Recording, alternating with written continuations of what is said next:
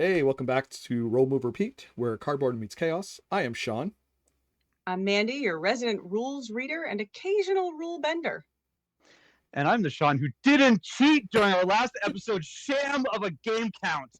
You see, after we recorded, certain evidence came to light that someone conveniently forgot a number of games tucked away in boxes, stashed under stairs, hiding behind shelves, in their RV parked in a different state, all to artificially deflate their number so that this person could do their little happy dance on camera, grinning their little Cheshire cat grin, and leading me to believe that I was the biggest loser. And therefore, I see before this podcast can go any further, this wrong must be righted.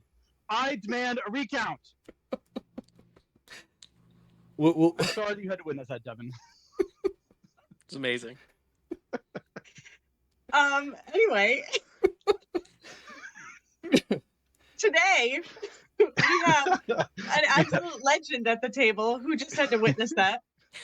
We're talking to real life quest giver, community builder, and someone who's probably taught more people board games than we've actually played. The owner of Night Moves Board Game Café and mastermind behind Unphased Games. Please welcome Devon Travelyn. Yay! Welcome, Devon. We'll be diving into the wild world of running a board game cafe, as well as building a game empire, and maybe uncovering what game causes the most table flips. So grab your meeples and roll those dice. Because it's time to roll, move, repeat.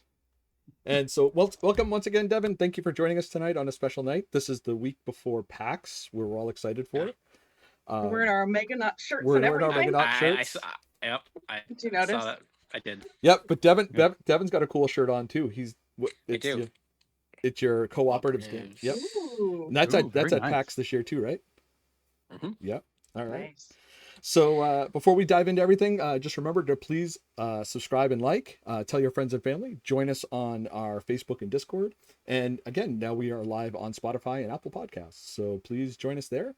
Devon, again, thank you for joining us. We are really excited to have you on. We're going to be talking about we're going to have some questions for you about PAX, about the Night Moves Board Game Cafe, and about your new publishing company. So we're pretty excited to have that. So thank you for coming and joining us. Absolutely. All Very right. excited. So Devon, new to the podcast, we're going to dump in. We have our first segment, which is recently played. We're going to start with Mandy. Mandy, you've been playing Islebound, which is my all-time favorite Ryan Lockett game. It is Shocking. Ryan Lockett. I know, right? I haven't played this in years. It's designed and not produced. What's the word? Designed, and he's the artist. Is Ryan Lockett, and then it's Red Raven Games is the publisher. So this game is very much in the same art style as all of Ryan Lockett's other games, which I love. It's I think it's the follow-up to Above and Below, which is strange because it doesn't actually feel like it plays the same. I gotta say it's not my favorite, and the reason we played it because we were debating on selling it at PAX. We held off. We're gonna keep it, but I don't know that it'll get to the table. It's just a very different feel from all of his other games, and it's just not my favorite of his games. But you're kind of moving a ship around, and you got to do things when you get to different islands, and you got to take over islands, and I don't know. It's good, and if it was the only Ryan Lockett game I had, it'd be great. But I just feel like I will always pick a different one, so I don't know. I have to say mine actually made it to the sell pile. Yeah. You also sold this? Yeah. We didn't. Eddie's borrowing it because he really liked it, so yep. He's gonna borrow it for a little bit. This is, again, I love Above and Below. I love Near and Far. This one I couldn't keep. It's a different kind of play. It's a different feel. Yeah, I like the other ones. It's not that I didn't like this one. It's just not something I'd get to the table a lot, and so I had to. Unfortunately, it's going to PAX to be sold. But yep. I think I played this once, and I'm pretty sure it was with you guys, Manny, and you and Josh. And I barely remember it, but I also remember like not being super impressed with it. Yeah. But, thanks. No, it's been a while, so I don't remember. Maybe Sean's game will find a nice home at PAX. I'm hoping. All right, Lento, we're gonna jump into yours right now, and I'm waiting to All hear about right. this one. So it's called Vantage. It's designed by Jamie Stagmeyer, published by Stonemaier Games, and there's there's 3 artists because there's 1,600 cards. So they needed a lot of artists for it. Valentina Filek, Soren Medding, and Emilian Redeval. And probably did not pronounce this correctly. So this is a 1 to 6 player cooperative game, and you all crash land on a strange planet. Stonemaier kind of calls like an open world exploration game. And one of the things I really liked about it is that everyone lands in a completely different place. Everybody's separated. So it kind of does away with some of those common issues that you find in some of those co-op games. You don't have to debate where you're moving with everybody else. You don't have one person kind of taking over and telling everybody what to do. You only see your location and you decide on your own what to do. Like I said, there's like over 1,600 unique cards with locations and items and quests and things. There's a bunch of booklets that have little stories for each choice you make. And each location, you're going to make a choice as to what you want, something that you want to do, and depending on what, and everything from like helping somebody to robbing them, and kind of everything in between. And then like you're rolling dice to see the you have to roll some what's called challenge dice, and they're generally all bad, and you're trying to roll as few dice as possible. And there's ways to kind of like when you roll bad things to kind of negate. There's ways that you negate them with the cards that you get, and other your friend, the other people playing with you can help with that. You only have one thing to do on your turn, so I felt like the turns moved pretty quickly. There's only 4 of us, so it moved fairly quickly. But I definitely see with 6 players be a lot of downtime between turns. But what's cool is like there's so much, like everybody's in different locations. So I found that I was kind of interested in where other people were where and what they were doing. I will say my biggest complaint about the game is also what makes it really interesting is that there's 1,600 cards. So as you can imagine, there's a lot of time spent looking through these stacks to try and find the one that you want. They're all numbered, and they're all numbered kind of in order, which makes the process easier. But then at the end of the game, trying to put everything back was rough. um, Overall, I really liked it. I'm definitely looking forward to playing again. I feel like we barely scratched the surface of what the planet has available to explore. And that's a bit of a pun because one of us actually did go deep underground as part of our exploration. That's So so yeah, cool. Vantage. It was very, very cool. I'm very excited to play it again. So cool. So cool. Yeah, Jamie Jamie Sigmeyer came out and was talking about this game and about how there's close like 900 exploration cards, and Yep. it's crazy from what I've seen. What was your Yeah. playtime session? So we played for about 5 hours. And the way it works, so you kind of like you have like a starting goal, and as you're going, you can, if you complete that goal, then everybody wins, and we did complete that goal. But you also along the way you find these, like, I think they're called like epic victories or something like that, where like you kind of really win. Like for example, I don't think this gives away too much. Like our win was just to build a shelter, which we were able to do fairly early on. But what if when the epic wins, there's like a couple ways that we could like build a spaceship to get off the planet, and we kind of finally reached a point where like all right, it's 6 o'clock, we got to go home. So we didn't do our epic win, but yeah, after 5 hours, we did win technically, but we didn't get the epic win. But yeah, 5 hours, we definitely could have. We didn't really know where to go for the epic win, so I easily could have taken this long longer. Nice. Yeah, I'm when I heard you talking about this, I was pretty excited to see it. And then, like I said, I saw a video about it earlier today, and I was pretty excited to learn more about the game. So I can't wait for you to play it some more and let me know what you think. Yeah, definitely. Where'd you hear about it? Oh, a friend of mine had bought. I had heard about it, but a friend of ours had bought it and he wanted to play it. So I never heard of it. He invited us over and we gave it a try. Nice. Cool. All right, we're gonna jump into mine, which kind of ties into Sean's. Seventh Continent by Ludwig Rowdy. Bruno Sauter is the creators. Ludwig Rowdy is the artist, and it's put out by Sirius Pull-Up Games, it sounds like. And so Sean and I got to play this. We got to play his copy, which wasn't allowed to come off his shelf of shame, because he said he was going to keep it on for for the Yes, count. for the I keep it on for the count. Though technically, I'm able to take it off now. I don't think I've forgotten about the recount, buddy. All We're not ending this podcast without our updated numbers. right. Do you want to talk about the numbers really quick before we get into the game, or do you want to talk about the game and then get into the numbers? No, we can do it later. All right. So yeah, I had a fun time with this game. Basically, you choose a character. Some Lovecraftian people. There's like Frankenstein, I think, is in there as well. It was a really, really cool game. And then you're going exploring by flipping cards, um, which then open up different parts of the story and everything else. So it was really, really cool to see. I was really excited to play it, and thank you for inviting me over, by the way, to play it. It was great. Absolutely. You know, and the cool thing about it is that, you know, we played for about what, 3 hours? I think it was like 2 or 3 hours. Yeah, that sounds about right. Yeah. And there's a stopping point. Like, you're just like, all right, we have to stop now, so we're gonna put this all away. Like, we were at the point where you could stop because we found, I'm not gonna give any spoilers away, but we found this thing, and we knew that the next step was to take what we found and go further. So it was a great stopping point, and I can't wait to get back and try it again. Um, you know, I am excited to see how far it goes. Uh, the really cool part is that we can kind of work together, or we kind of do our own thing. I could follow whoever wants to go somewhere, or I could go off and explore something else. So it was really cool concept. Um, the one drawback, like compared to Advantage, is that, you know, everyone's kind of working together, so you can have that one person that alphas it. Like in our group, we didn't do that, which was great. But the fact was, in this game, you can have that one person that kind of alphas it. Like, I'm gonna go here, you go there, I do this, you do that. So that was the one thing that I could see being a problem, not with our group, but in general.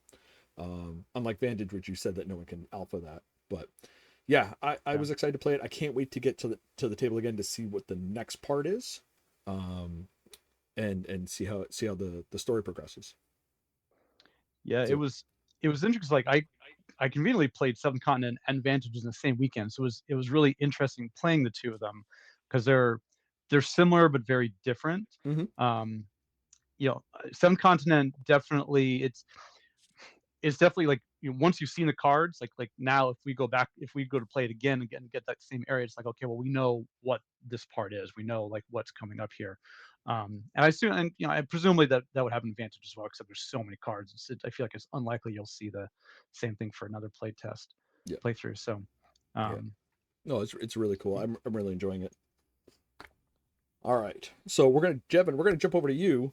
Yeah. We kind of threw it at you, saying, hey, this is how we do this. So, and the game you're going to talk about, I've been really wanting to hear about this. So, Devin, take it away.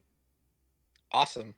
Yeah, Civolution. It's a mind meld, like 4 to 5 hour playthrough. It is Stefan Feld, who's one of my favorite designers. He does Macau and of course, now that I say it, I can't name Trojan and what's another Castles of Burgundy. Like some of my really like top favorite games he does. And this one has a really interesting theme. It's a simulation of like a school, right? So you're in school, and your final exam is to simulate life. And so basically figuring out a way to make how many buttons you can push to like trigger different things. Um, it is a giant table hog. The player, like the tableau opens, and it says don't open. At one side it says don't open. The other side is open because you open it up like a book, and it has all these different like tiles in it. So you have 22 different possible actions. Um, there's kind of a la Arc Nova. There's like 5 different decks, so you're always playing a different, like it's Terraform Mars style. Like there's always different cards that you're starting with, but you're evolving a civilization, um, and trying to procreate, get resources, survive. But like you could get a mutation, like a beak or an antenna, right, for a human, and like that changes the way you play, and so each time you play, it's very different. So you can have different strategies going in, and it ticks a lot of ticks a lot of my boxes of being okay. I want to plan 6 rounds ahead. So if I'm going to do this in the 6th round, then I got to build up this, and and a sign of a good game for me is I always like hate my decisions. Right? It's like I regret that. I shouldn't have done that. I was like, oh, okay, it's good. Um, That but yeah, that makes you want to come back next time and do it better. exactly, Right? exactly. Yeah. What's the It's- main mechanic I'm trying to think of how to it has some cool actions like uh so the along the tableau you've got dice, but you don't ever you roll them, but you're using them as actions, so kind of like Castles of Burgundy, but you use pairs of dice. So once you kind of then you can sleep as an action that gives you an idea, and an idea then can edit how many things you can do. So yeah, it's It it's a sounds very big. complicated. Yeah, I would say it's not a an easy one to Not a gateway play. game. Not a gateway game. Definitely not a gateway game. Definitely not. Yep. It looks awesome. I love the artwork. Yeah, but it's an interesting theme, I think, because a lot of games like are based off of systems, and like you can gamify a certain kind of system. They're like, how do we gamify life? I know. Let's make it a simulation and not actually real. And so that's what they did. So It's really cool. Yeah. I want to play There's- this game really bad. Yes, the theme sounds really interesting, and you talk about Arc Nova and Terraforming Mars, and you definitely get my interest. So Yeah. yeah, the unique deck so that you're not playing the same game ever. Then it also adds like, plus or minus dice to make sure that you can do the actions that you want, but it also limits the decisions you have to make. It's definitely tight action economy. Um, there's I love a track. I love a track to go up. Um, yeah, it's good stuff. Nice. Um, yeah, I can't wait. I want to play this game so bad. Like Yeah. I saw this on, I think it was game Kickstarter, and I almost backed it. I had my finger on the button to back it, and I didn't do it. I should have. Oh, look at it. It's right So there. I have it right here. Oh, look at that. Ooh. Why don't we just set Um, up a game right now? We'll play it. We'll just play it and- exactly. Just recorded for the podcast. Yeah, exactly. I was 5 trying to hours. try. I was gonna try to show you the player. Like yeah, here. Board. Like look at the back of the box here, right? Like That's insane. that's the player That's- module. That's the player module is, and that's the board. That's a Wow. lot. Dang, that's There's a lot there. ton. Is Those this are for like how many players? Is that up to 4? Up to 4 players. Okay. I've never played it with It's a lot of more table. than yeah. Oh my gosh. That's crazy. We were talking about the medieval table one other time, and I think this is one of those that needs that medieval table. Yeah. That's crazy. Yeah. Yep. Thanks, Devin. I appreciate you talking Yeah. about that. And Absolutely. we'll have to get together at Night Moves and bust that thing out. Sure. I will have to come down. I'm not far from you. I mean, I work not far from you at all, so I got to stop by. Do you have tables and Night Moves big enough to play that game? I do. Ooh. We have Okay. 2 8 to 10 person tables. Can Oh, 4 people nice. use them to play one big game? Perfect. More often than not. Nice. That's awesome. All right, we're gonna jump right into our segments here with our topics here. So we're gonna ask Devin a bunch of questions about his personal. No, I'm just kidding. We're gonna ask Devin about Night Moves, what got him started, and stuff like that. So, what got you into board games, and what's your earliest memories? Well, definitely chess. Obviously, that was a big part of it. My dad taught me chess. I think, as soon as I could speak or look at a chessboard. Wow. And then my mom was a big Scrabble player.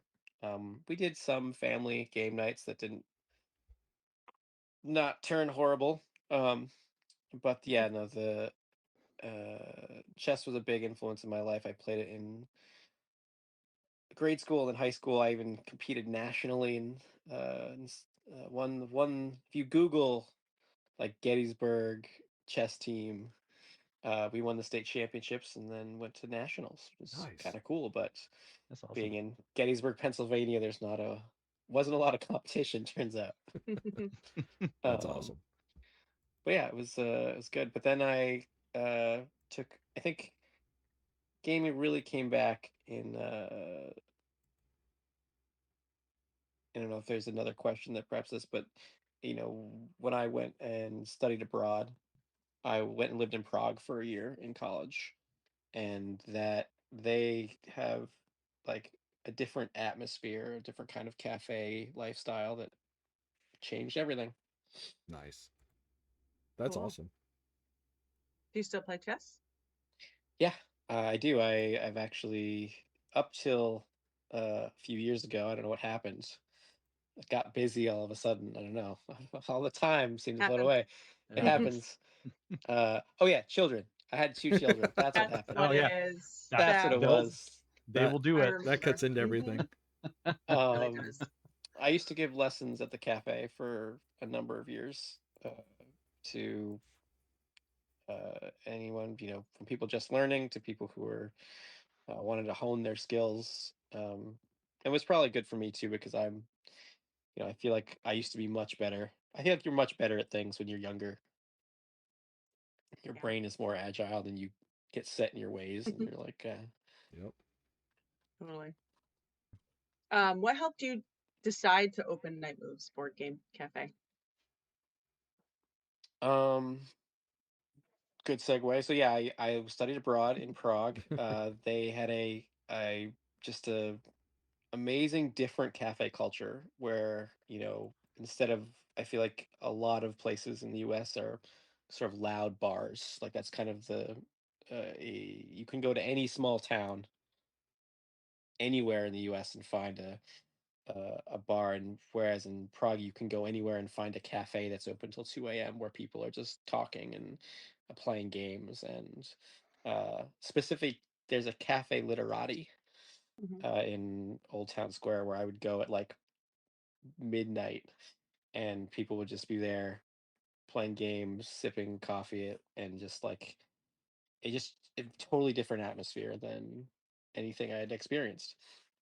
And I wanted to bring that here, uh, and sort of give people an alternative way to experience, nightlife, or you know, not necessarily having to be at someone's house. I think that was a big part of it too. Was that board game cafes in general stem from a lack of space. So like being like going out rather than having like it's very different. I think also like Asian and European cultures just you go out in the city, whereas there's not a lot of living space, and that changes depending on where you are.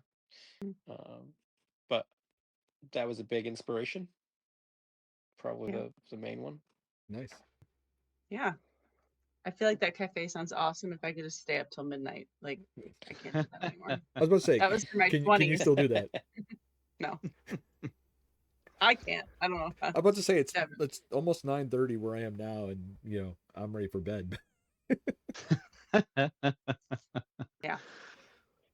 So Devin, there's board games that have become really popular. Just a lot of people are passionate about it, and I mean the idea of running a board game cafe might seem like a dream come true for people who are into it now. But I got to imagine that at the end of the day, it is still kind of like a business with all the headaches that come with the business. So with that in mind, what would you say running a board game cafe is like really like compared to what people like Sean may dream running a board game cafe is like? um, it's a good question because it when I opened 13 years ago, there wasn't a lot of us. I mean, I can name probably half a dozen to a dozen in the U.S. total, um, and y- a lot of like businesses in general. So like if you open a restaurant or you open a retail store, right? A lot of towns have experience in this. So there's a track, so you're like, all right, you get on this track, and you pay this permit, and you get this license, and they have a nice, neat little way for you to go. And they're like, we created this thing, and we're all our retail shops and restaurants. And then you're like, hey, I want to do something that no one's done before, and they don't know what to do. They're like, what? Like what do you mean? Um, so that was definitely one of the more interesting parts of it, because I was literally just writing the first book, right? Like there wasn't a roadmap. There wasn't like, hey, this is how you like. Yes, there were game stores that ordered inventory. Yes, there were cafes that had that, but like the you know the hours, the code, like the health department dealing with a lot of things that I had no idea I'd have to deal with. I sat in front of the Somerville board, and I remember they looked at me. They're like, "So you're gonna charge people $10 to play Scrabble?" And I said, "Yes, I am." They're like, "Good luck, goodbye, get out, Right. license granted, get out of my house, get out of my Only if office." they want to play Scrabble, they could play other games. And there are definitely people who don't, in the early days, they're like, if four of us come in to play a game, we could buy for that money, we could buy the game and go play at our house. And I was like, Mhm. absolutely, like that. Well, like, so that's a universal question that comes up a lot. Is like, why would I do that? Why wouldn't I do that? And it's all about experience. And I think that's the other thing, is that restaurants for sure offer experiences, right? It's like, yes, you go there for the food because you've got to eat. Like it's a thing that you have to do. So why not, do it at a place you like or whatever. But you don't have to go play board game. Well, depending on who you are, you don't have to play board games to live. Um, uh, and so that changes what you're offering. So I think part of what's different about it that people don't realize, that like you're trying to create an experience, that you're trying to uh and it's, as much as I say I'm trying to create an experience, it's more like, if you build it they will come kind of situation. Is that like, you provide the space, and you provide, the a cozy atmosphere, you provide uh the you know the space, The drinks. and people, and yeah, the drinks, like people will do that, like they kind of make Yeah. it their own. And so from that standpoint, we don't, I don't think there's any like super magical recipe, but Yeah. uh I imagine I that do. having people Yeah, there who may know how to teach the games too, probably could also be a draw. for sure. I mean, I ran Night Moves 1, I think, for 5 to 7 years, just me, just on my own, and a lot of times people don't. It's also about expectations and Mm. perceived expectations, is because people will go into a cafe and they'll order food, and they expect that food to be there in the next 5 minutes, take 2 minutes. Like, you order a coffee, you're ready for your coffee. And I had to sort of break that down and be like, I'm the only person here, and if there's 7 tables, you're gonna get your latte in 20 minutes, and you're gonna be fine with that, because you're playing a You're playing game and games. don't Yeah. care, exactly. So Yep. Yeah. and there's not a lot of other places there that's okay. Right. Yeah. That's like, Yeah. but you have to know that going in, and or have no preconceived notions, because people are like, oh, yeah, I ordered my sandwich isn't here yet. Like, no one has ever like Yeah. been upset about that. They kind of Um, forget too, because they're playing their game, and it's like, yeah, oh, Yeah. and I can speak experience from this, because I did. And when Night Move Somerville was open, I worked for Devon for a while, and it'd be some nights where I'd be back to back to back with coffee orders, and drinks and stuff, trying to get them out. And there's other times where everyone's just playing and having fun, and just everyone just is like, oh, that's right, you guys have drinks here. Can I have a Right. You have drink? food. Um, Yeah. and you know, working the board game cafe for Devon and with Devon a couple nights was crazy, because I mean, like you said, like having one person in the store when, like, when you're packed, like on a Friday night or a Saturday night, it got a little intense. And people generally were really, really nice and really, really good about it. Like there was never, I don't think I've ever had one complaint about, oh, the coffee took too long, like Devon was saying. Yeah. But and I think that the thing is that, again, in a cafe where people are sitting there reading or doing their thing, they're waiting for their coffee. In a board game cafe, they're playing their game, so the time's kind of passing without them realizing it, which was really, really, and watching the people play was so fun. Like just watching them play different games. Yeah. Yeah, it's a captive audience too. This is what you're dealing with, and so you don't necessarily have this, notion of like, all right, well, how is this evening gonna go, right? In the first 5 seconds. Now, once you've been there and you've experienced it, and I think that's what happens is that we get a lot of repeat business based on and filling up, and that was something that I definitely made sure of, that like we don't charge by the hour. I never wanted people to be like, oh, should we play more, like to be like your enjoyment is somehow tied to that. So it's always just been a flat rate for as long as you want to stay. Yeah. And we definitely make less money because of it. But the experience is better. And I think that's what is paramount. Yeah. Do you ever have people come in and they're like, I want to learn a board game, but I've only ever played Monopoly? What do you suggest to them? So many. What? So many. Really? Oh, well, so at Brookline, we used to have all the retro games like directly in eyesight as you walked in, Oh, that's smart. and they'd be like, "Oh, that's a lot of games," and then they'd turn the corner and see wall to wall library games, and they're just like, "Oh, I mean, this, I'm in too deep. I had no idea exactly." And I think, I don't think a lot of people realize that like between 5 and 7,000 new board games come out every year. Yeah. Like it's just a niche that unless you're paying attention in that, you wouldn't have any idea that was a thing, right? Yeah. Like that's Yeah. yeah. What But game do you introduce them to? What's their first game that's not Monopoly? um Catan. depends. No, I have a very Civolutions, is that a good option? yeah, exactly. Right to Civolution. It's Deep end. Right it's away. Everdell, right? It's Everdell. It's Everdell. I don't know.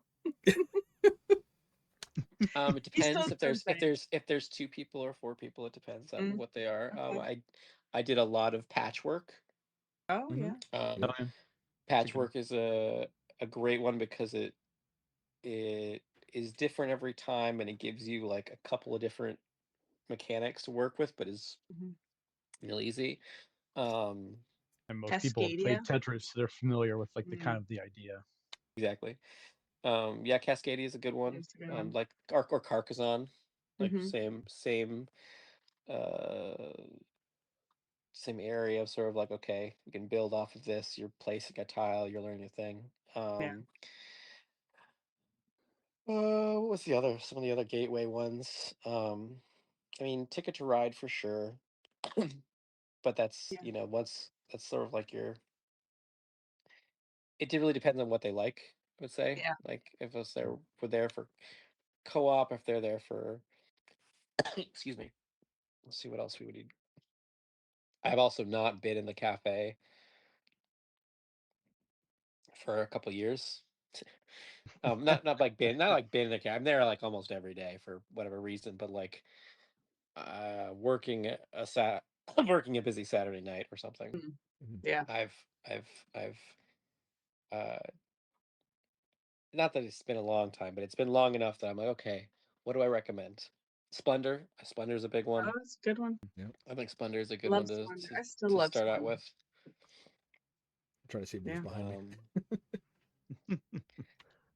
So Yep. I think you mentioned like there's, you said something like 3 to 7,000 new board games come out every year, which I figured the number was high. I didn't realize it was that It's crazy high. But I'm just wondering, with that many games, like how do you decide what games to stock in the cafe? What Yeah. how do you choose, how do you research and choose like, oh, let's bring these games? Then I guess that's kind of like a side question, like what games you're like, no, this would definitely not work for a game like a cafe. I mean, I'm assuming you probably don't buy a lot of legacy games for the cafe. That was definitely wouldn't work. But Um, definitely the ones that you sort of you ruin, like Charterstone, or the ones where like you're ripping open something like Pandemic Yeah. Legacy, like those that they got smart, I think, a couple years ago. Are like, are we ones that can be replayable? And so then they like made it so you weren't destroying things or like ripping open envelopes, that sort of thing. It's half the fun though.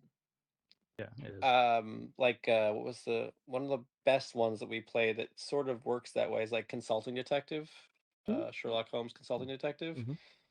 It's like a 10 different cases, and you're not like it's a legacy game because you have to like each newspaper you read like could recall information from the last case, but you're not destroying anything, so you could keep going and playing it over and like go through the campaign. um as far as how we decided what came and went, um we definitely do a cull here and there, but like the way that they're organized is that has been a big debate over the years. It's like, like from an organization standpoint. In fact, some of the categories that we've been thinking about, like just changing to is like, I, are you on a date as a category? Mm-hmm. Mm-hmm. Uh, I don't know anything but Catan. Like I've only played Catan as a category. Like, like all these things that are like staples.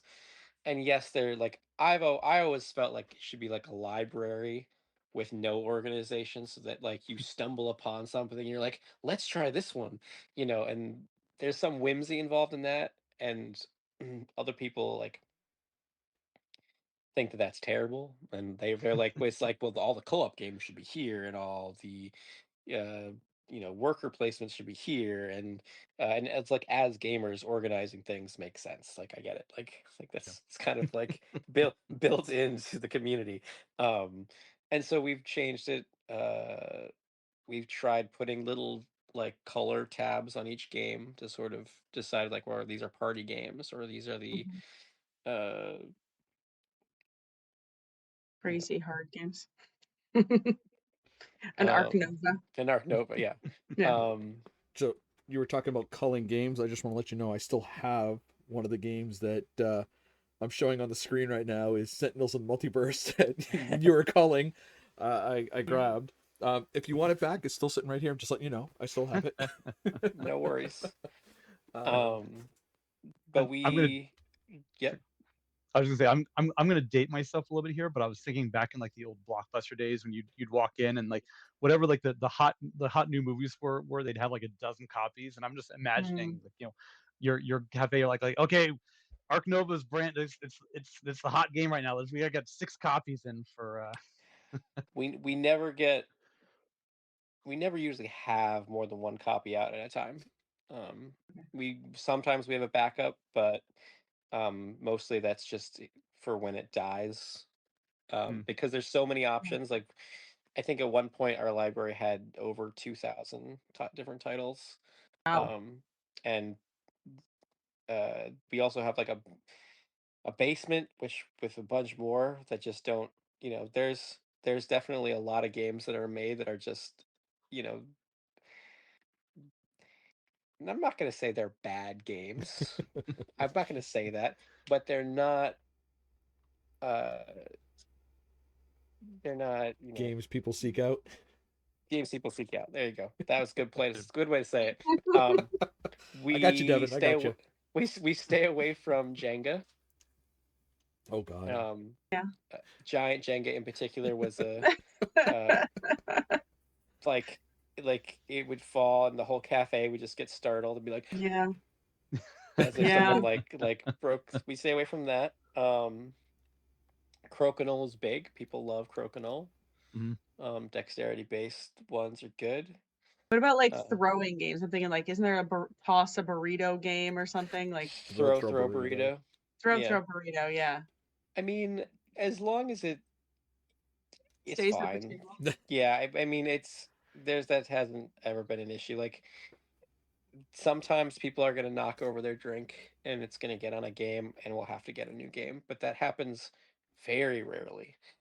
I think people think in a cafe it happens every night and it does not. Okay. People like generally people, and that's the other thing that it's important to internalize, and I think as board game owners you would understand, if you own a game and somebody like a component gets missing, a card is ripped, a thing that you know is a part of who you are, your soul, right? Like however, if you're playing a game that nobody owns, that you don't personally own, you still take care of it, but you also don't mind if the first player token is now a quarter, right? Like that doesn't it doesn't feel bad because you just want to experience the game.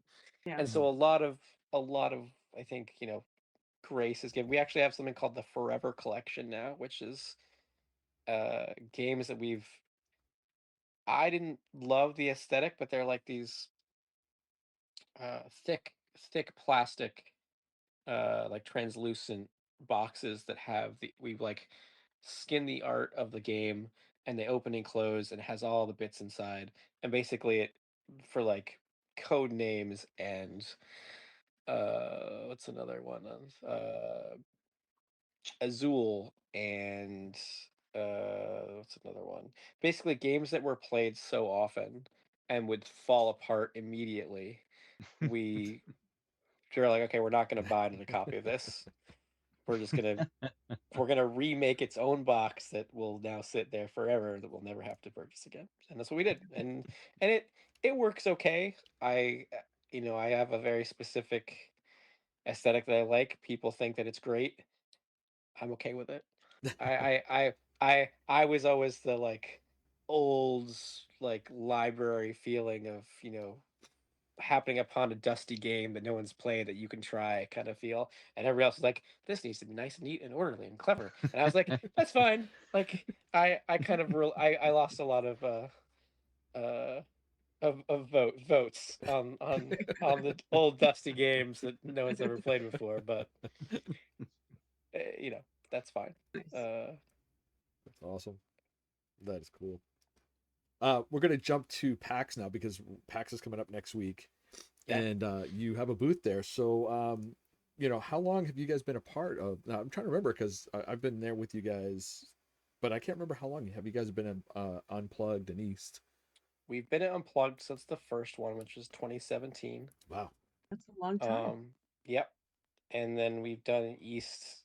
I think East was the first East was in uh Heinz the one Convention down Center, right? the Heinz Convention Center, yeah. And Yeah. we weren't there until I think that was 2015. Um the same year we did PAX Unplugged, we did use our first East and first Unplugged. So 2017 is when we do. So it'll be 10 years next year. Damn. Oh. That's crazy. Awesome. That's awesome. Thanks. Yeah, no, it's been and we weren't always in the same like our first PAX East. we we just had an armchair, like a really like armchair with a lamp Yep. and a little cards and just a sign. That was it. There was no games being Fighting. demoed. There was nothing. It was just I like cannibalized part of Eureka's booth. And people are like, why is this guy sitting in an armchair with a lamp? Just hanging out. Yeah. Talking about board Um, games, that So was the Sean first was one. telling me so that like I wrote it down that Night Moves started with just demoing games, but now you've expanded to escape rooms or something along those lines. So we I love escape rooms, so I'm what very we interested in that. what we really found was that PAX East especially Mm. was just way too expensive for a new indie board game company. Um, like it's today it's 2600 for a 10 by 10. Wow. And so like it's like it's crazy. And so our 20 by 30 booth costs $14,000. And Oh, every year I write a check and I'm like, this is gonna be the last year. It's not gonna work. Not This this is is next year. this is nope, it's not happening again. And every year it's okay. So like, that's fine. Good, it's good news. But We Wonder how should much come of to that's your booth and PAX. buy stuff. Yeah. yes, yes. I wonder how much of that is PAX and how much of that is the Boston Convention Center. I But know. that's I don't probably know. not really a question for a podcast about Right. board games. It's Yeah, just I gonna be mean, well, you gotta musing imagine about where the money goes. unplugged is Philly, so it's half as much, right? So Mm. unplugged Yeah. is 1,200 for a 10 by 10. So I think it has to do with the big video game players that go to PAX East. Yeah. They could just charge more, and I think that until until people stop paying the ticket price, they're gonna keep upping it. Like it's not gonna go down. Yeah. Which Yeah. which from a business standpoint I get, but also stop. Yeah. But yeah, so we host 15 to 18 different indie publishers. Um, some not so indie. Usually we have like two or three like bigger guys that don't want to travel that can't be there, and then they spotlight all the other smaller games that people can, and we basically sublet the booth in a way that everybody can get a little bit of time and a little bit of demo space, and then we charge people a fraction of what it would cost them to do it by themselves. So it's a way for everybody to sort of like get the experience. And honestly, we act as sort of a bridge for people who are like, oh, should I have a booth on my own? Oh yeah, I should. And so like a lot of people that have been in our booth now get their own booth at PAX. So that's great. That's awesome. Yeah. Um, Yeah. It's a good way to let the little guy in. yeah, You know? exactly. Yeah. And we didn't That's really great. have a horse. We didn't really have a horse in the race. I say we didn't before because we weren't making games. We didn't have anything, and it's a Yeah. different later question. later question. But now cooperatives. Doo-doo-doo. Yay. After the pandemic, since they knew that we had been doing some things, I was approached by some of the PAX folks, and they said, we'd like to do something in these rooms. We can make it free play, but if you got an idea, and so we uh, built what's now cooperatives, which is like a mobile escape room. It's Cool. essentially we travel to different conventions. We have 8 to 10 different experiences. Um, it's essentially, excuse me, it's essentially like a wall.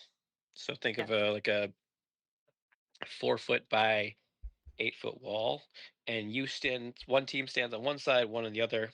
Usually teams of 2 to 4, and you can't. There's a common goal. So you're trying to solve puzzles. You have a lot of information that they need.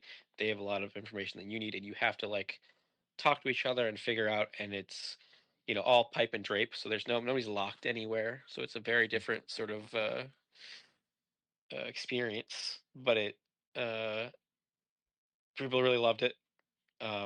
We now have a location in Faneuil Hall, right down where Dick's Last Resort used to be. If you've ever been to Faneuil Hall, Yep. I feel like Mhm. people from the area go to Faneuil Hall like Like, twice, and then oh, they're like, yeah. "Yep, I'm done." Good. We're good. Been there. Yep.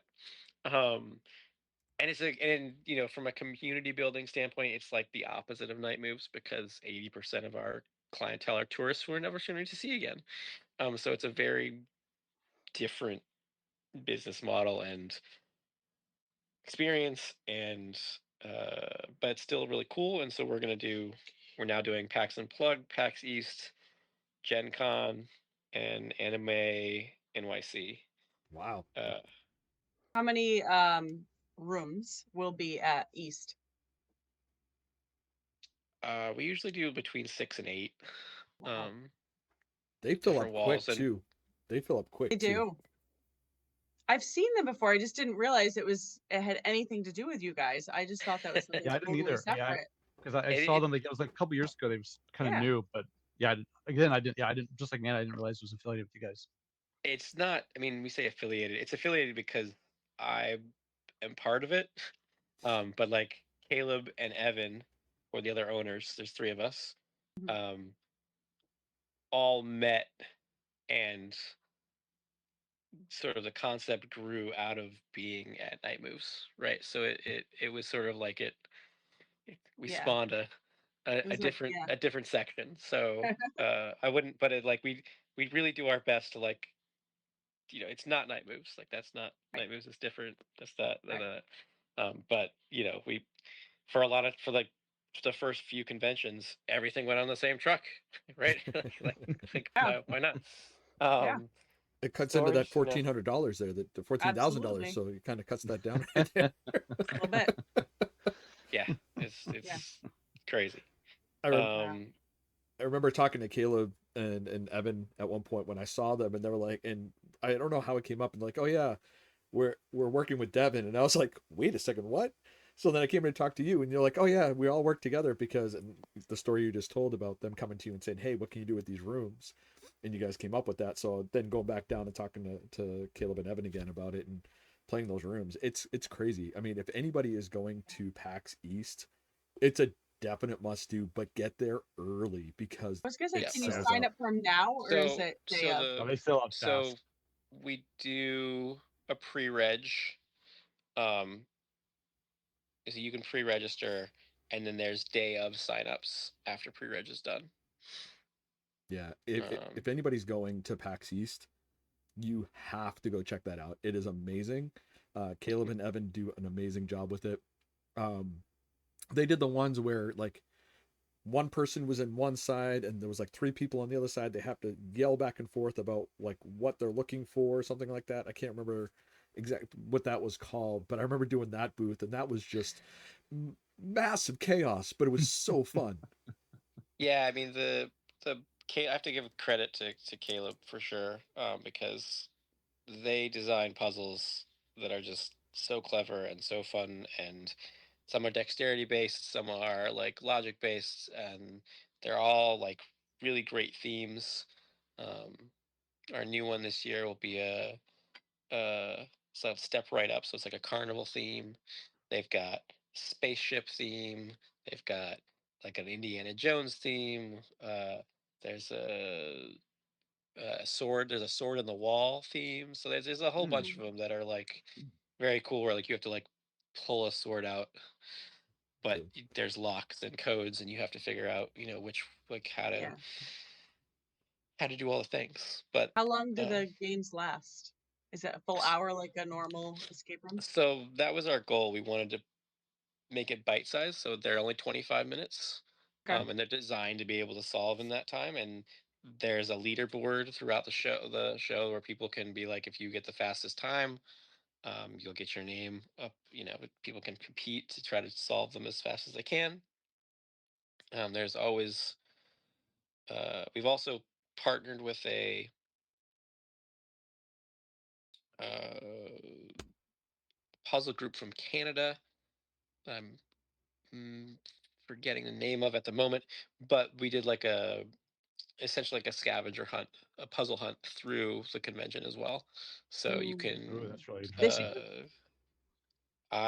we've done it every year, um, Really? but How do it's I not know about this? This sounds like my favorite thing that I don't yeah. know about. Well, PAX great doesn't news. need to do a better job advertising that. Right? So I'm gonna Uh, have to look so up. we'll help advertise it. Sound great? We'll help you get it Yeah. out there. Uh, yeah, and if for our followers that are going to be there, look for us, and we'll help you direct you to Night Moves Cafe's booth and stuff like that, so that way you can go check it out. Because I It's know TT28A. I'm gonna write that down. T You guys are T usually two. right in around the same spot, right? We've been Every in the year? same we've been in the Same same spot. spot for like 4 years in a row. We've moved around a little bit, but yeah, it's the tabletop area. Yeah. Um, can't miss us. Nice. Cool. Right. Kind of not far from Game right? Like just We're right next to uh Happy Camper. Yep. okay. And Nice. I always appreciate your booth because you guys are one of the booths that is open for a while after the main It main is section nice. closes. Oh, So it's like once you're done seeing that's the the main floor, you best. can go over and learn some games. Yeah. That's been a savior to a lot of people too, like a lot Yeah. of game players, because like you're looking Yeah. for something to do, and what do? Everyone goes and tries to play a game or whatever. Or a lot of people kind of leave because they just don't have nothing to do, and You Is know, it just me that forgets that the main floor shuts down at like 6 every year? I'm like, what? Where did this come Why are from? they closing these giant doors? What? Every year. And then I'm like, but I wanted more soda and I needed Yep. I need to plan better. uh, I have one quick question before we jump to your publishing company. Um, Sure. so I think it was last year you had For All Mankind, which came out with Doug. I think Doug was his name that did it. Yeah. How many, you said about 18 this year? Is that what you have, about 18 games that you're demoing this year? It's fewer this year. So this past 2 years, it's been fewer because we actually been really you know honored to have Wise Wizards as Yep. part of our booth, and they draw a huge crowd for the Star Realms community. So we've had fewer. I think it's been like it used to be like 15 to 18. Now it's been I think we have 12 this year. Mhm. But they're all in 3 3-hour slots. So between like 10 and 1, 4:30, 10 and 1, 1:30 to 4:30, and 5 to 8. So every publisher gets three 3-hour slots during the day. We'll have 5 tables, all with a different game That's so cool. going at the time. That is so cool. Awesome. And you know, I appreciate the fact that you're giving, like Mandy said, giving the little guy a run at a table, because you know, $14,000, even you know, $2,600 just for a little booth is sometimes out of someone's price range, big time. It completely prices out small companies. It's just it's a sad thing. And even if they wanted to go down to Unplugged and pay less, they still have to pay for hotel and everything getting down there, and so Yep. it kind of ends up adding up to almost the same, I imagine. Yeah. No, it's So. Yeah, I think it's great. All I right. feel like more booths we should do we this. also have a marquee, which is one of our goals was that if you look up on the top of the banner, we'll have a marquee that tells you which demos are when, so you can plan a little bit. So if you're like, oh, I really want to try out the new, we have some pretty cool folks this year. We have a familiar find, which is by the Darrington Press folks. Um, it's their new game. This will be a After the Acquisitions Inc. performance on Saturday. We'll also be running Daggerheart demos, pretty much 45-minute one shots the entire time, which so D&D folks will be very excited about. We've got Kess is we've working with Kess Company, which is doing the new One Piece Kickstarter game, Oh, which wow. is Dawn of Liberation, Yep. which is out right now. Which will be running like the end of the last week while we're there. That's a good one to watch out for. And then what is the other? There's a couple others that will be great, but I could pull up the whole list. But you have to come see. You'll have to come Well, see. You have to that's come part see. of it. You need to leave the mystery. You Yep. have to come. Yeah. I'm really excited. Oh, I'll be there. Me too. Excellent. Yeah. So we'll also have Chester. Oh, I was going to ask you about Chester. Yeah. Chester, Chester? Chester, Chester, the Oh. knight. We made a night plushie. Oh, And I'll plushie. give. And actually, you know what? Oh God, my kids are gonna want it. I'm gonna wait. Hold on one second. I'm mine gonna give you guys a sneak peek. One sec. All right. So while he's gone, Look at this. just just talking about PAX East here, you know, I've been looking at some of the tournaments and stuff, and I am really looking forward to getting my butt kicked. I have to say that it's gonna be great. Oh, that's nice. Oh man, that is. I might want that. Never mind my kids. That's pretty awesome. That's adorable. That's big. amazing. So I thought it was gonna be little. So for our That's Apple really podcasts, or for any of our podcasts that are listening to this, Devon is holding up this chess piece that looks somewhat like a dragon, something like a horse. It's just amazing. It's just so cute. And It's not only really that, adorable. he has Not- he has not- a removable bowler hat Oh no way. that goes over his ears. Oh, But it's even better. my child has done away with that. So You know, unneeded. Mandy's gonna steal that. I could see. Mandy's gonna come Yeah. over and grab one of those. I might have to. Well, if they're for sale, I'll just buy one.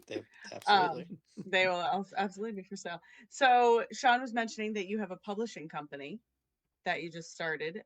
Can you tell us all about it? Unphased Games. So Caleb, who is the puzzle designer from Mhm. Cooperatives, and our other partner Angelica, the three of us are Unphased Games. They approached me a couple years ago and said, Devon, we would like to make games in the dark and never talk to anyone. But we realized that there's a flaw in our plan. And so we all joined forces we saw everyone, making millions of dollars off of board games. So we're like, oh, we should make board games. That's clearly You should to make support our cafe. We'll make we'll make a board game. It's a really good idea. Not a money sink at all. It was a great idea. Yeah, so we are Unphased Games. We published our first game this year. It's very exciting. We released at Gen Con Duat, which is I actually got it right here. There it is. Oh, He's got the board. I So- just got the graphics. right. He's got Get the the full little game. picture. Yeah, he's got the full game right there. You can see the real thing. I want to see how big it is because I'm picturing it small. Oh, it's way bigger than I was Ooh. expecting. Oh yeah, it's a good size. Yeah. So as you can see in the back there, it's Yeah. only seven pieces, but it is made of Huh. solid marble. Everything is Wow. solid marble. So Wow. That thing must be heavy Uh, as hell. so I don't know if you have any experience in like when you're like going on a trip or doing something and you're supposed to get recommendations and everyone's like, oh, don't go to this place because you'll wait too long, whatever. And so everyone in the gaming industry was like, don't make that because and we're like, nah. So like this is the board. You Oh, know. that's It's so cool. it's like a countertop essentially, like Yeah. 4x4 quite piece thick. of yeah. Did you just go to a tile store and like show me your Did you? But like no, we didn't. So like here I can show you like the inside of this. We'll nice. remove the nice paper. So if But I you buy can like a see dozen like copies, Wow. I can. Dude, those look like You they could- can. Very nice. You could take out a small they're- animal with those. Yeah. they're pretty chonky. Wow. They Um, are. I But like they're the but this is what you go for, right? That's nice. Yeah, I don't know if you can hear that. Oh yeah. That's some nice Oh, yeah, we can ASMR hear right it. there. But Yeah. Yeah, that's comes the through. whole point of it is that it's an experience, right? It's like the marble on the marble. We specifically didn't polish the bottom piece, so it actually has almost like a magnetic feel when you're moving it, That's so because it kind of scrapes on the marble itself. Yeah, everyone's like, don't make a stone game, don't be dumb, and we're like, nah, let's do it, because you're right, it is a 3.5 pounds board game and a 21-pound case, and Wow. shipping it anywhere in the US costs $10. Yeah, I'm it's surprised really- it's not more. I would have thought more. I think it'll take I out mean, a toe. I think it'll just yeah. break a Oh, toe. it or will- two. We could drop it. So we got a lot of comments. We went to our first like B2B conference where like you're supposed to like take orders and and we definitely had some people being like, well, our customers might drop it on themselves, so we're not sure we want that in our This store. is a It's like, liability. it's fair. It's 100% You should fair. sell insurance with it.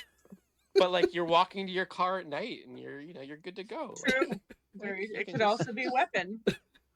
well, so one silly thing we did is so it's got a slip cover. Okay. The front of it is this side and the back of it is this side. So if you wanted to and you had 3 copies, you could play a game with the box. A giant game with the box with the box covers. And that was something we were like, there's no reason to do this. except that it's lots of fun. That's crazy. Yeah. Yeah, it's I silly. love it. But I love it. so we crowdfunded that last year, and took it to Gen Con, and we sold out. That's People crazy. my people people love it. We Wow. sold over 300 copies at Gen Con. No which broken was- toes. No, Very no broken limbs. Yeah, exactly. fantastic. Nobody say it. But so success from a convention side of things, less success from a distribution standpoint. But the really good news we have coming up is we are taking it to Essen this year, which is very Wow. exciting. Ooh, very That's exciting. crazy. Awesome. Which I think you know, abstracts in general do a lot better in Europe. Like that's where people like them more there apparently. But it was born from Caleb is the main designer, but we worked on it together with Angelica, and it it's probably like a 10 to 15 minute chess puzzle, essentially like an end game scenario, because it's very claustrophobic. Every move, like 80% of the moves that you make, you could lose immediately. um and so it's a very thinky, puzzly, but also looks nice on a coffee table. You know, it's a statement piece at the same time. Mhm. And we kind of wanted to be known for making games that were different. You know, it's just that had a different feel, a different idea. Um, and this was our first one, and you learn a lot of things from your first game. Just like don't make them out of marble. Um, like, but I don't want to play we this. might make No, go ahead. Sorry. I but didn't mean to cut you no, I off. was thinking we might make a travel version. Like that might be a thing. We'll see. I was gonna say you don't want to play this with anybody that's a bad loser. I mean, that's a marble No. thing being hucked at your head. Right? But you could play it on a boat and be fine. That's true. because It's The very pieces true. won't move. They So won't. there's That's true. Actually, going on a cruise. I'm going on a cruise soon. I'll have to bring the copy. There you go. what cruise you going on? We're going on the one from Boston to Bermuda. Like back at the end of April. Are you going? Wait, are you going? Oh, I mean, I don't have my tickets yet, but that sounds amazing. yeah. He's gonna Is tack on. is a 1 and a 3-year-old good to take on a cruise? Is that a thing you should do? I don't think that's I've a thing done you that. should It do. was not fun. I'm bringing. That was the one and only cruise we took, and it was not recommended. I'm bringing. Although you just made a marble board I was game, about, so I was about to say people don't recommend things to me, and yet I keep doing them. So we'll see. I'm bringing a I- 15 and 17-year-old. So I mean, I don't know. I mean, that's still a hard problem to bring. No, I'm just kidding. yeah, I think Sir, we are. are you bringing any copies to PAX to sell? Yeah, we'll have slots for Duat as well. So that's Cool. that's be fun. Now we have our same thing. We have our publishing company be there. We'll have copies to sell. People can demo it and play it. You can feel the clickety clack delicious sound yourself. Love Yeah, it. it'll be good. I may just have to buy a copy because it looks really cool. And if you Wow. want to try to upstage yourself for your next game, just like put on a giant slab of ebony. Right? we got a lot of like interest from the Kickstarter design folks, actually, not the board game source, being like, you could like make it out of like amethyst and like like just basically bedazzle it in actual Bedazzle it. gems and make it like You could. ridiculous amounts. And it was like, Yep. could do a lot with it. It has Yeah. a lot of potential, but also it's funny too because it's also something you could easily make. Um, I think Caleb.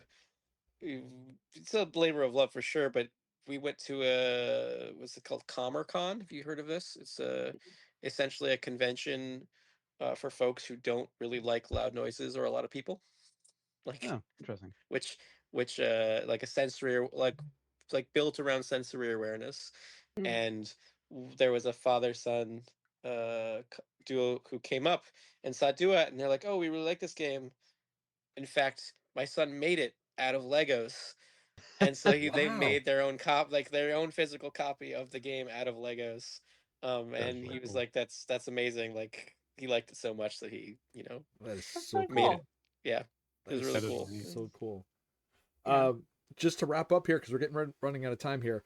I want to ask, Yeah. because I think I've seen you have one more game coming out, Scales of Influence. Hey, tell us about this one. Yes, I will tell you about it. So Scales is a uh, kind of a so Scales, whereas Caleb designed Duat, Scales is Angelica's project, labor of love that she's been working on for 3 years now. It is a tarot-based social deduction game. So you have like 3 to 7 players. You have a light, shadow, and harmony. You have an assigned identity role, so sort of like a resistance. Like you've got your factions, and you're trying to get your faction to win. The art budget on this game, again, people recommended, have an artist, have 2 artists, don't have 13 artists from around the world. Like that was a bad decision. um that was all doing unique different works of art, and that's what this game is gonna like it's gonna stand out, because the time it took to get all of those art pieces together and the cards, and there's a 78 unique card deck, all with Wow. different powers. Wow. So it is very ambitious. It took a lot of time and energy and all the things, but in the end, we were getting it to the printer to be released at Gen Con. You can still pre-order. We released it this. We did 2 crowdfundings last year back to back. Don't do that. You're learning all of the lessons Don't do it. right up front. But we did it in what's called Utopias. So Backer Kit does these crowdfunding projects, which I think are pretty I think they're pretty great. Where we were in Pocketopia for Duat because it's pretty small. You can put it in a backpack, or that was a small game. That was Pocketopia, and then for Scales, we actually So launched cool. it in Terratopia. So these are crowdfunding projects where you have 50 to 60 different creators all crowdfund at the same time, and you get different benefits for how many different projects you back, and then all their audience that overlaps with your audience, which overlaps with other people's audience. So you get like basically everybody's audience together, right? So that people are like, oh, I really like this, so you should like this. That So it cool. plays on itself. They only done more successful projects, and we will be launching our 3rd game, crowdfunding, in May, called Hung Out to Dry, which is a Hung Out to Dry. leisurely game of aggressive tidying. It's all about doing laundry. Hung Out to Dry. I'm writing that down. I know that sounds really fun. I mean, if you I go like the aggressive part. a leisurely game of aggressive tidying, it's a very uh, set. It's a set collecting game. It has a really cool, unique mechanic where the cards are in a pile on the table, Mm, kind of like a pile of laundry. And depending on how many corners you can see of each card, that's how you interact with it. So, like if it's totally covered, or if it's a little bit covered, or like thing. mm. Um, so uh, yeah, Hmm. it's you can. I think the teaser page is up. If you search it on BackerKit, you can go look at it. Cool. I'll check it out. But yeah. Awesome. But yes, look for Scales this summer, released at Gen Con. Um, yeah, PAX Unplugged. PAX Unplugged for sure. Yeah. That's awesome. We're looking forward to seeing it there. That's awesome. Yeah. Devon, we're out of time here. I thank you No so worries. much for coming on. No, this was a great episode, and I really, really appreciate it. I will definitely see you at PAX East. Yeah. I'll be doing my call Yep. to say, hey, do you need help to set up? So be ready for my phone call. I appreciate Thanks it. so much for coming on. Yeah, thank you guys so much. This has Yeah. been great. Thank you.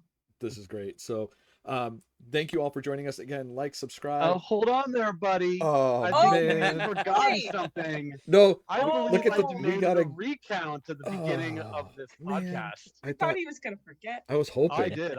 He was trying to forget. I was, He was hoping I'd he was forget. going for the close. He was like, all I right, was- guys, it's been great. Thanks. All right, see ya. look at the time. Gotta go. Bye.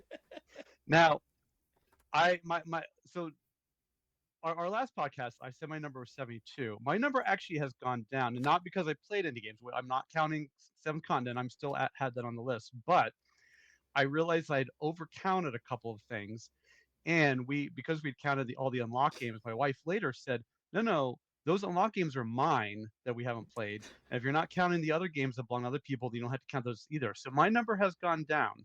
Oh, that's just, very, very, I don't know how to describe it there. Like, just, oh, look at, these are mine. So you can just take them off. It's fine. It's fine.